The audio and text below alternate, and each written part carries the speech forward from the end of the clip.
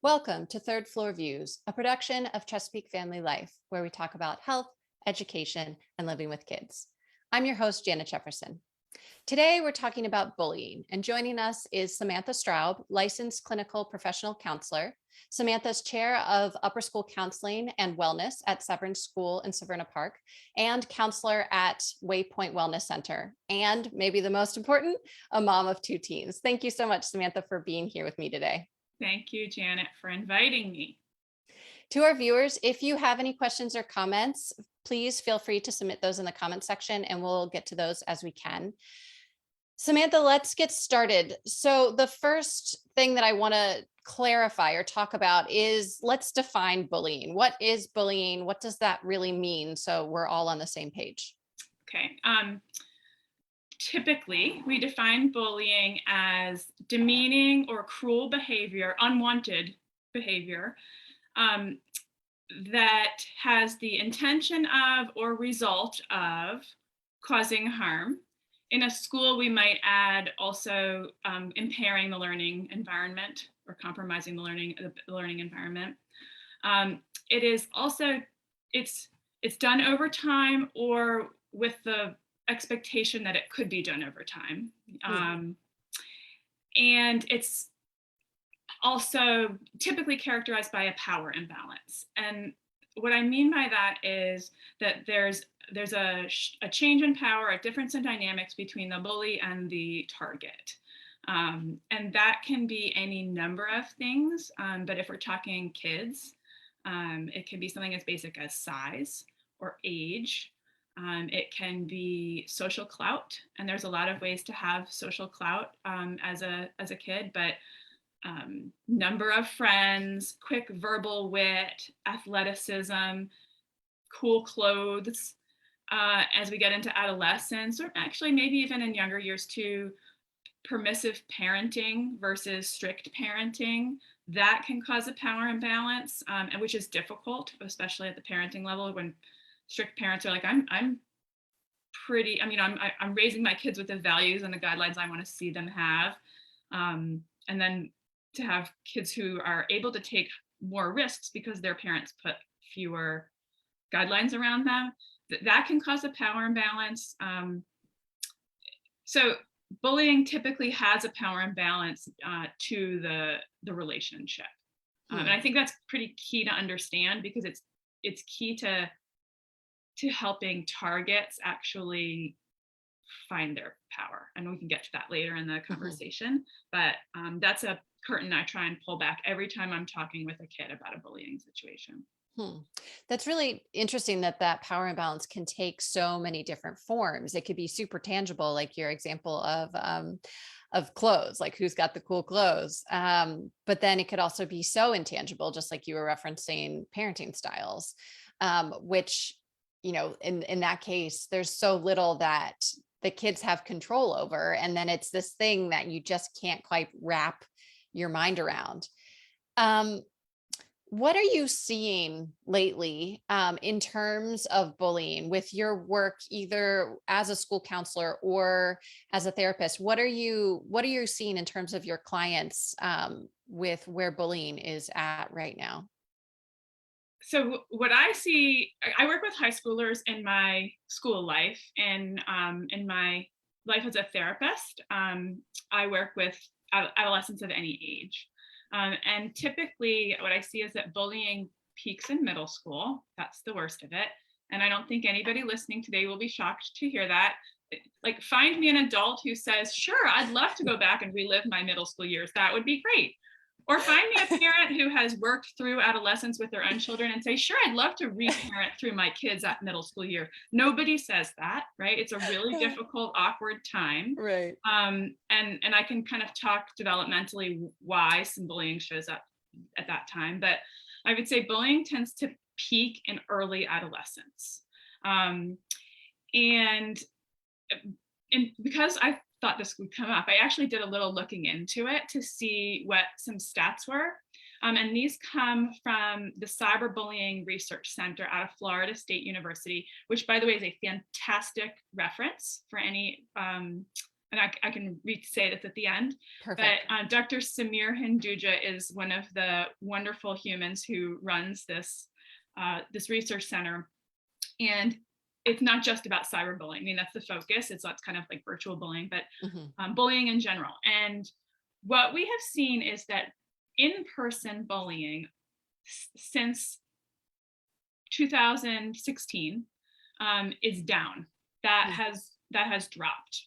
Um, and according to stats on the Cyberbullying Research Center, it's down from 37.8% to 22.6% of kids ages 13 to 17 reporting being the target.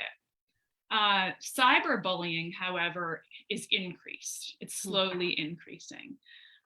During the pandemic, there was a drop in both cyberbullying and in-person bullying, a precipitous drop in in-person bullying for obvious reasons because kids weren't interacting with one another. But Right. even a moderate drop in cyberbullying, both of those have increased. But again, in-person bullying has not increased to the level of pre-pandemic numbers. It's over time, it's dropping. Interesting. So, and I couldn't say why that's the case. I bet the Cyberbullying Research Center might have some, some stats on that. But so we're seeing. Also, I guess this comes with a merger of in-person and cyberbullying. Like we used to kind of distinguish between those. Oh, well, okay, you're coming to me as the adult in your life with some kind of cruel treatment over time that's being targeted your way. Is that happening in person or is it online? And like those two things are really separate. But kids' lives are no longer separate. Their Right. online life and their in-person life, they are tangled and really like they don't separate those things for themselves. And so that's another thing I guess is bullying in general. Cyberbullying is it's like lumped in there. It's no longer a separate category. Right. Right. Interesting. Whereas before it was very separate, and now it's really merged. I almost feel like that's more of commentary on our culture and how we're changing in the role of interaction with humans. Yes. That's more of look at that than really bullying. But it's really interesting. So you talked about most of this bullying, or at least it peaks in middle school. And that's where you're seeing a lot of this. What are some common causes for this bullying? You said that like a lot of it has to do with a power imbalance, but how does this start? What are the triggers? How does the whole situation arise? Sure. Of course, every situation is unique, but I'll give you some kind of overarching context that I think about when I'm dealing with a bullying situation or working to prevent a bullying situation. In adolescence, a kid's brain begins to think differently. They can think in a capacity they couldn't when they were in the younger elementary school years. And that is in the hypothetical. They can do some more theoretical type of reasoning, what ifs. With that comes, what if I were different? What if I weren't here? What if I were more like that kid over there? Or what if I'm not enough like that kid over there? So comparison comes into play in a way that it just didn't when kids were in younger elementary school, the age group. So so also at the same time, there is, like a process of individuation, and kids are pulling away from their family of origin. And what I would say is like that process of individuation, it's bumpy, it's tumultuous, and often in middle school, it's like it takes this like huge swing because some kids think this is what they're supposed to do. And so they behave in these ways that, and I'm going to wager that there's like online influences sort of trying to act older than they ought to be. And there's, Nickelodeon and all sorts of exposure to role models of like kid role models who are acting older or dressing older than kid role models did 20, 30, 40 years ago. So we've got we've got kids who are able to compare themselves. We've got influences in their social life that tell them they should be kind of acting more like a teenager. Right. And then their brains, again, another thing happens in adolescence. Two parts of the brain start developing: the emotional center and the ability to regulate emotions and other things, like time management and decision making and judgment and consequential thinking and the ability to read other people's emotions. Both of those parts of the brain start to develop. Well, the emotional sensitivity part of the brain, that develops early and fast. Right. The part that like regulates that develops slowly and over time. So there's this, right? Like if the emotional part of the brain develops here, the other one's over here. So there's this big gap area. Right. Much to the chagrin of every parent and teacher out there. Yes, where impulsivity and kind of emotional reasoning can take over. And kids are not able to step back when their emotions are high and go, is this a good idea? What could happen? How am I going to make another person feel? Is this the reputation I want for myself? Am I acting in keeping with my values or my school's values? That's thinking that develops over time and throughout adolescence. So early adolescence, it's at its worst. That gap is the biggest. And so we see kids who maybe in the moment want to improve their social status. So they do so by stepping on someone else, literally, but more often figuratively, excluding, using control over, spreading rumors about. Those would be like types of bullying. And as time goes on, their kids are more able to say, like, to realize like that's not behavior that's in keeping with what I want, with what's good for community, with what's in keeping with my goals, my family's goals for me, all of those things. But early on, they're driven sometimes by impulse. And an impulse could also be like, that person is annoying to me, so I'm going to behave in a way that like lets them know I find them annoying. Right. Going to school's hard. If you're an adult, think of going to a meeting all day long, every day, in which there's a lot of colleagues who you just don't want to spend time with. Right. That's what going to school is like for kids. Absolutely. So as a counselor, as a therapist, what advice do you give to kids who are being bullied? How do you help them change that power imbalance and work through it? Yeah. The first thing is I explain that there's a power imbalance. And then I ask them where they think that's coming from. Like, why does so-and-so have more power than you? And then I say, well, where in your life do you have power? So I really I think that's an important thing, is because especially if kids are coming when bullying's been going on for a while, they're going to be, many of them just feel powerless across the board, but rarely is that the case. Usually there's some place where their kids are powerful. Side note, what's happening right now is some of the places they feel powerful is in these online virtual worlds. And that's for a different interview some other time. But that can be like, that's just another pothole, I think, that parents need to understand and navigate. A few years ago, many years ago, actually, I was working with a middle school kid, and his mom called the school, and I was his advisor. So I was like the teacher who was closest to him. So mom called me confidentially, this was a 7th grader, to say, my son is like refusing to go to school. My usually jovial son, who's invested and enthusiastic about school and a really good student, is disinterested in going to school. I'm not sure what's going on. I think there's a bullying situation. Can you talk to him? And don't tell him I called. And that's right. Like, don't. So kudos to mom, right? Because she had like the kind of relationship with school where she could do that, and she trusted the adults at school to serve her kids. So that was a nice collaborative conversation. And I was able to do that because I had an existing relationship with the kid. And so I just pulled him aside and said, something's weird about you lately. Like, what's going on? You don't seem yourself. And I'm frankly not sure I would have picked up on that if mom hadn't planted the seed. So it was, and then the kid was like, yeah, there is something going on, but I'm not sure I want to talk to you about it. But we went back and forth. I said, okay, well, what if you just talked in the hypothetical? So this kid did not, he eventually decided to share that he was being bullied. He didn't share with me who was doing it or what the circumstances were exactly. And I talked to him about where his power came from. And he's like, I don't know. I said, well, can I tell you where it comes from? Like, you are so powerful in the classroom.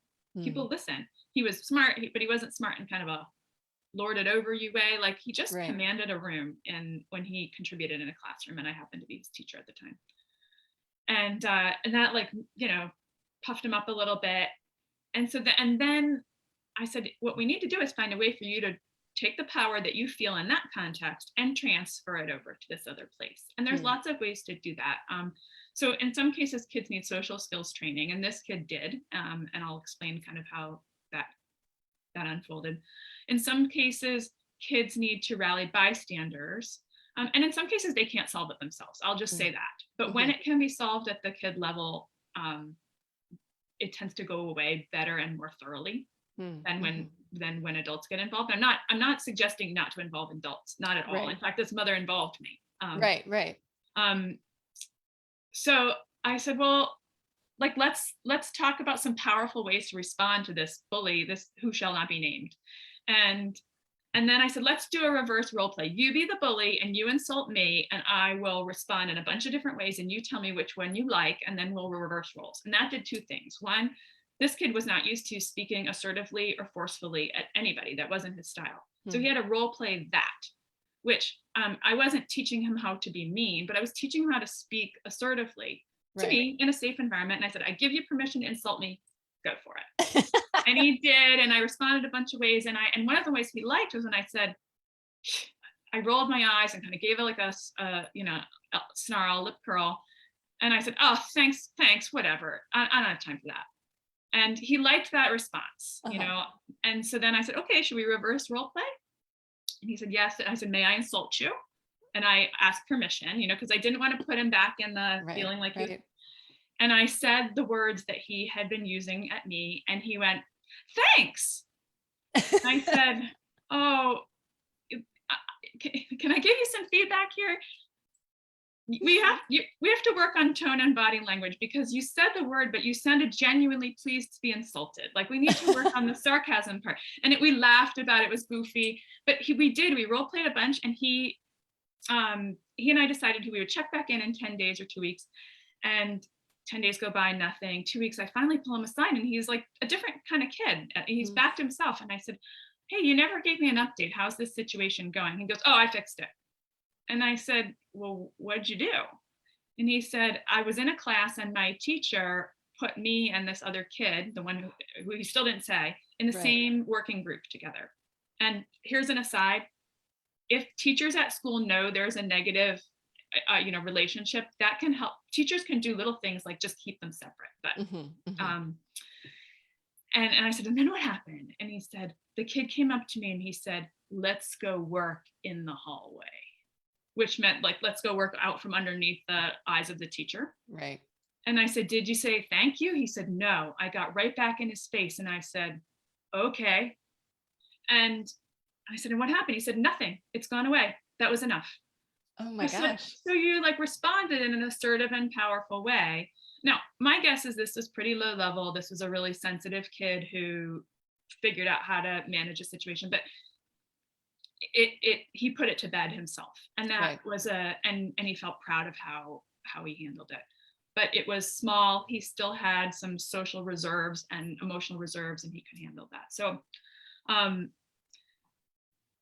if you are being bullied, I'd say tell someone, get some supports, get some tools, role play or map out how you're going to respond or avoid certain situations, how to increase your power. And if you are in the presence of a bully and you have the wherewithal and it's not going to compromise your safety to say so, state the behavior that's happening, state that you want it to stop and that you don't like it.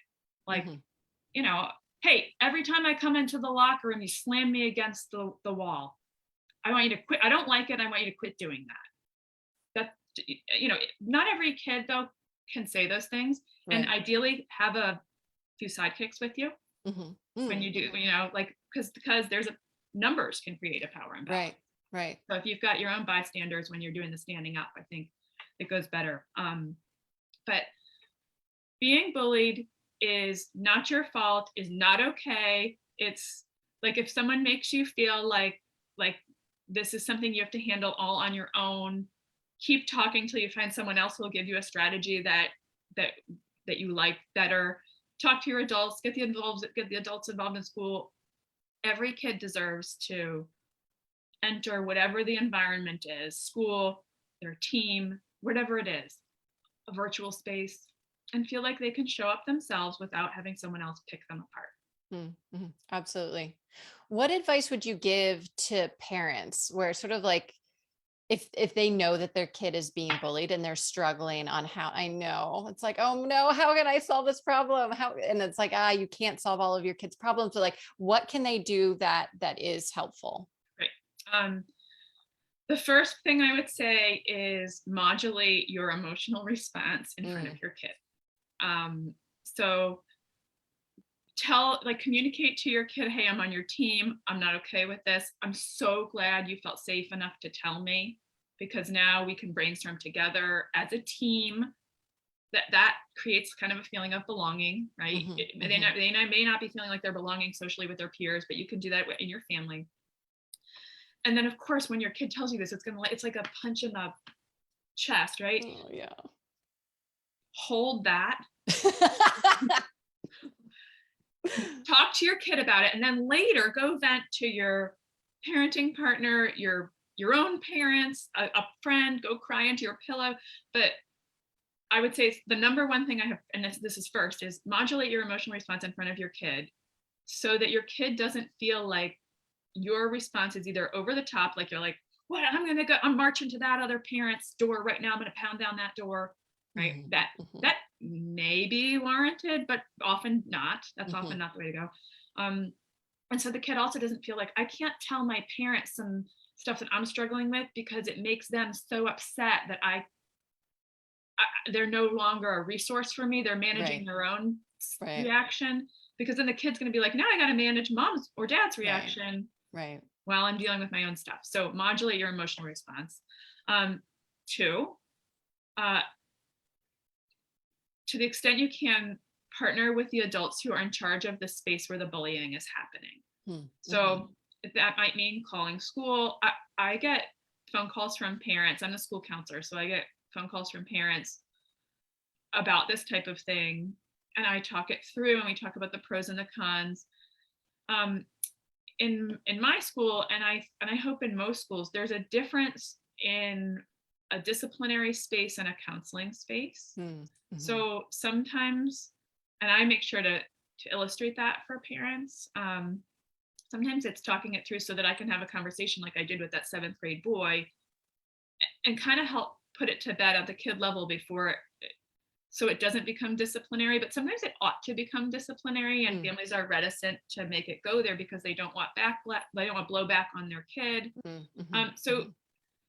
like if there's some way to have a conversation at school or the coach or whatever, where you distinguish between like, I'm looking for support versus I'm looking for retribution or justice. Right, But oftentimes parents are looking for justice because it feels so unjust that their right, kids aren't being treated well.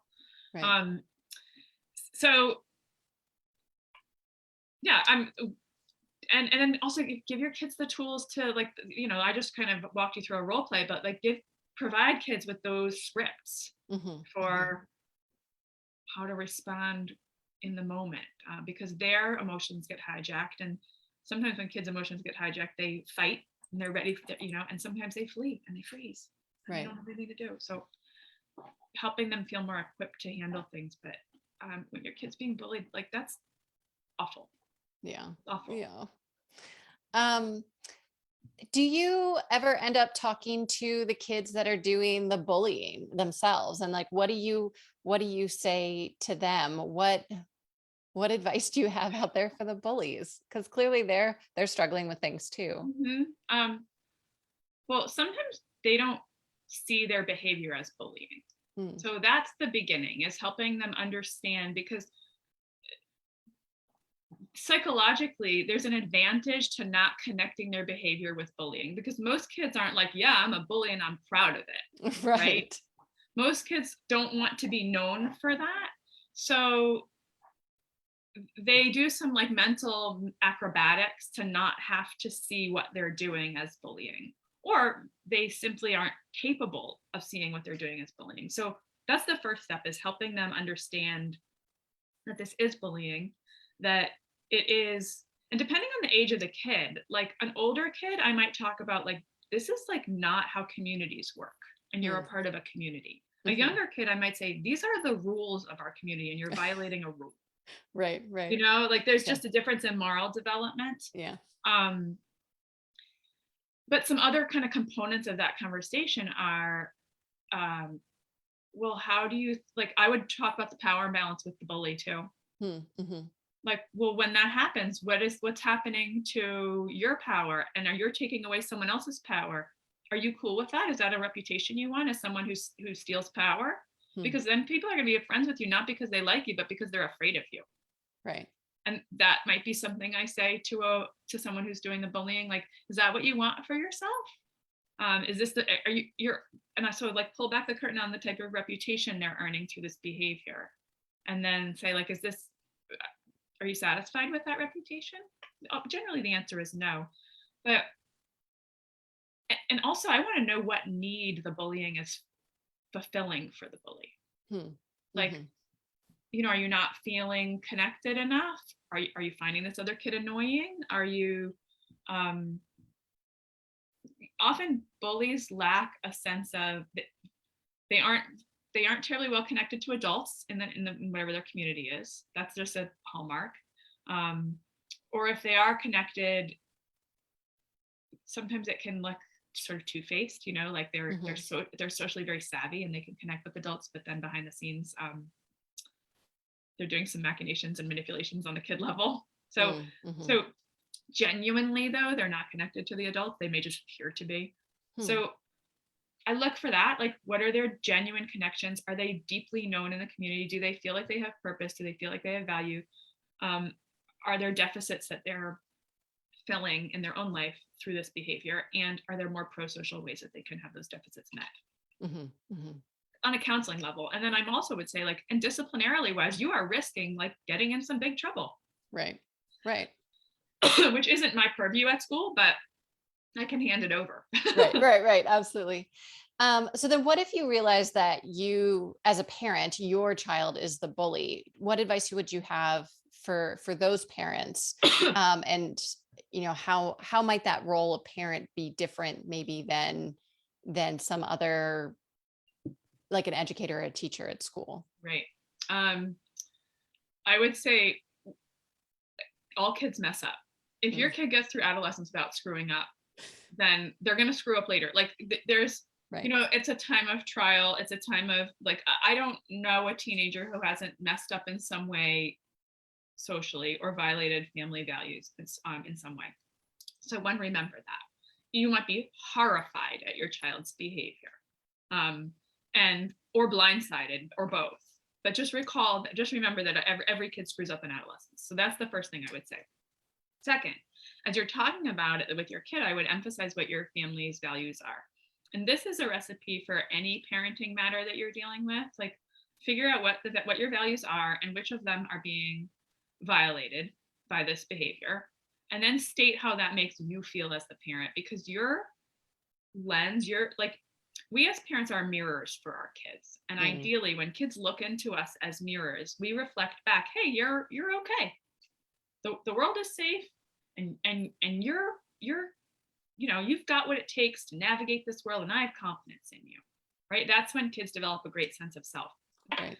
If we've done that enough and kids look at us and like trust us, then when we say, I'm disappointed in you in this behavior, this is not acceptable, we don't do this in our household, that carries weight. And it's not screaming, it's not yelling, it's because you've built up over time a connection with your kid where their sense of self is tied to your feedback. As a parent, that's a lot of responsibility. Right. And I would say in this situation, I would be straightforward. Like, I'm really disappointed in your choice. I would also seek consultation from the adults in the environment where the bullying is taking place to get some more details. Like, when is this happening? Because then you can coach your kid on how to not do this anymore. It's the same thing. Find out what needs are being met. And then the only thing that I would add at the parent level that is not necessary at the teacher level or coach level is, if your kid isn't prepared socially or emotionally to offer an apology to the target that they've been hurting, as a parent, you may want to offer that yourself, and you may want to contact the family and say, hey, and there are reasons to do this and there are reasons not to, but like if the circumstances are right, say, hey, I know my child has been treating your child in ways that are unacceptable, and it's been hurting your child. I hope my kid has the courage to say they're sorry to your kid, because they are definitely owed an apology. But in the event they're not developed enough, or they're just not where they should be socially, I wanted you to hear from someone in our family that I'm sorry. You know, and that keeps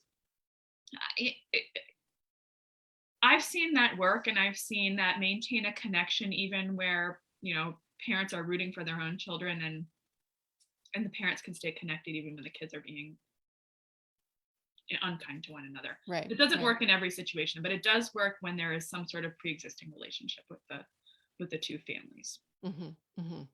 That's really helpful.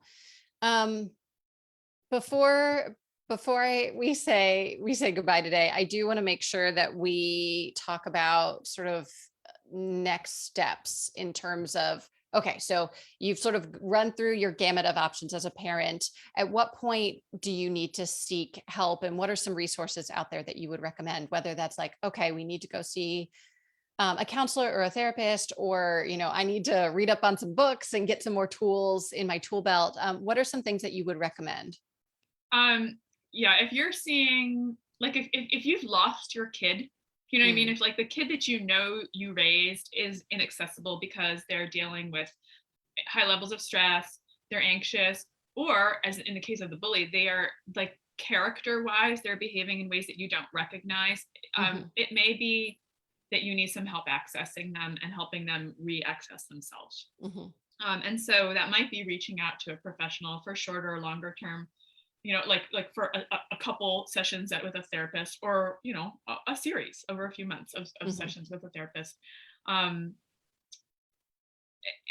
so, like, especially if in targets, if we're seeing anxiety or depressive symptoms, or refusal to attend, to show up to places that used to be fun, or where they really need to go, like school, then it's time to enlist some supports. And schools have these supports, but if the school personnel are working on it and it's not doing it for your kid, you might need to call in some extra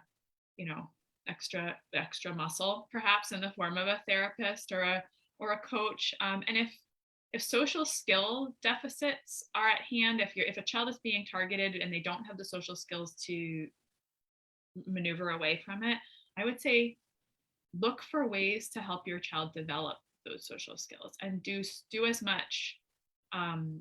Look for ways to talk about that, like if you're watching a movie together, or reading a book, or there's an article or a headline or a meme, or a TikTok, a reel of something that you've seen, where it can open the door to some conversation about the social dynamics around bullying or effective social responses. Use those. And I'm trying to, and then the other thing I would say is that when you do reach out, or if you do reach out to someone who specializes in working with kids of your child's age group. Okay. I've talked a lot about teens. I really work exclusively with adolescents. I don't have a lot of expertise on like 0 to 8 or 9-year-olds, like that's not my age group. Once they kind of get above that, I can do. So look for someone who knows developmentally how to interact with your kid and what their social circumstances look like. Gotcha. And I'll reiterate that one resource that I said earlier, which is the Cyberbullying Research Center at Florida State University. That is a phenomenal website full of so many good resources, not just in response to, but how to be like how to put things in place for your child and in your family life that prevent your child from being bullied or becoming a bully. Like being Mhm, proactive, looking for service, values first, mhm, existences. mhm. Yeah, it's a wonderful resource. That sounds really, really helpful.